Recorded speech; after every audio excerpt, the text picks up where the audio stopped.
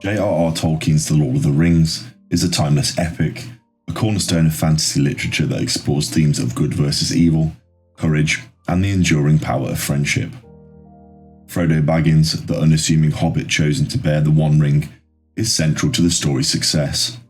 His resilience and unwavering commitment to the quest, even in the face of unimaginable horror, are what ultimately lead to the ring's destruction and Sauron's downfall. But what if, at that pivotal moment, the attack on Weathertop had yielded a different outcome? What if Frodo, pierced by the Morgul blade, had succumbed to his wound, leaving the Fellowship without their ring-bearer? This what-if scenario presents a fascinating, albeit grim, exploration of Middle-earth's fate. With Frodo gone, the entire trajectory of the War of the Ring shifts dramatically, potentially leading to a vastly different and likely much darker conclusion. Let's delve into the specific details and ramifications of Frodo's potential demise at Weathertop. Greetings all, I'm your guide, the Archivist. Today I will look at what would happen if Frodo had died at Weathertop. Before we begin, please remember to like the like and subscribe waystones down below, so that more people can learn from the archives. The immediate consequence of Frodo's death would be a profound wave of grief and despair washing over the remaining members of the Fellowship.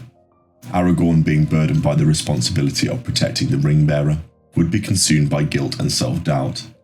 Gandalf, who entrusted Frodo with this monumental task, would be forced to grapple with the potential failure of his carefully laid plans. The loss of Frodo would also fracture the Fellowship's unity. The hobbits Sam, Merry and Pippin, having witnessed their friend's brutal end, would be driven by a mixture of grief and vengeance. The details of how they would react is crucial. Would they remain with the Fellowship, clinging to the hope of completing the quest, or would they succumb to despair and attempt to return to the Shire, leaving the fate of Middle-earth to others? The most critical question arising from Frodo's death is the fate of the One Ring.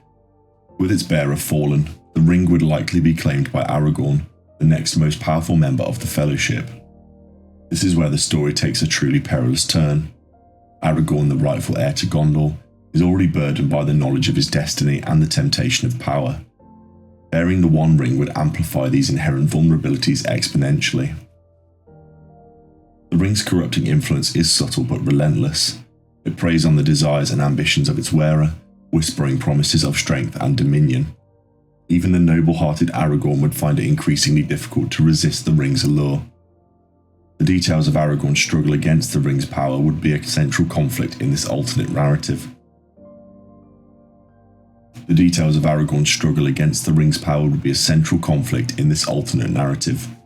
Would he eventually succumb, becoming a new Dark Lord, or would he find a way to relinquish the ring, albeit at a great personal cost? With Frodo gone and the ring's future uncertain, the Council of Elrond would be forced to reassess their strategy. The original plan to send a small, secretive fellowship to Mordor was predicated on Frodo's inherent resistance to the ring's power. Without him, a different approach would be necessary. The Council might consider several alternatives. One possibility is entrusting the ring to a mightier warrior, someone like Boromir, despite the acknowledged risks. However, the details of Boromir's character suggest that he would inevitably succumb to the ring's power, ultimately leading to a catastrophic outcome. Another possibility is attempting to conceal the ring, perhaps hiding it in a remote and impenetrable location. However, this would only delay the inevitable confrontation with Sauron. The ring's power would continue to grow, and Sauron's search for it would intensify, potentially leading to even greater devastation across Middle-earth. A third option, albeit a desperate one, would be an attempt to use the ring against Sauron. This strategy carries immense risk, as anyone wielding the ring in open warfare against Sauron would be susceptible to his direct control. However, in the absence of any other viable solution, the Council might be forced to gamble on this dangerous course of action. Frodo's death would significantly alter the course of the War of the Ring. Without a ring-bearer heading to Mordor, Sauron's attention would be diverted elsewhere.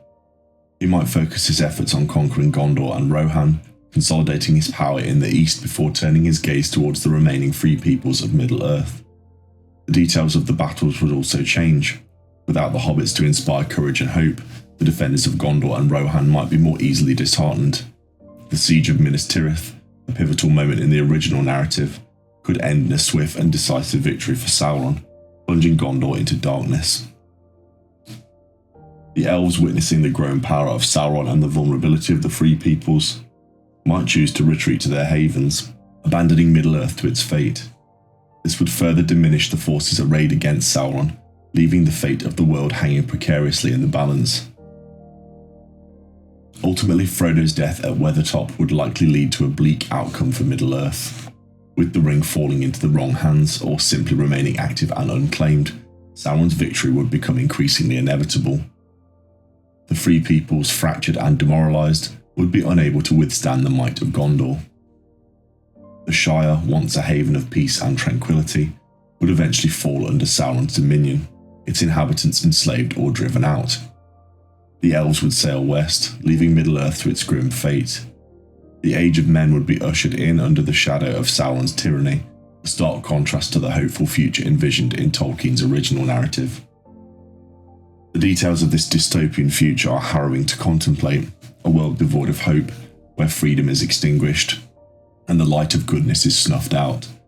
This what-if scenario serves as a powerful reminder of the importance of Frodo's character and his unwavering commitment to the quest.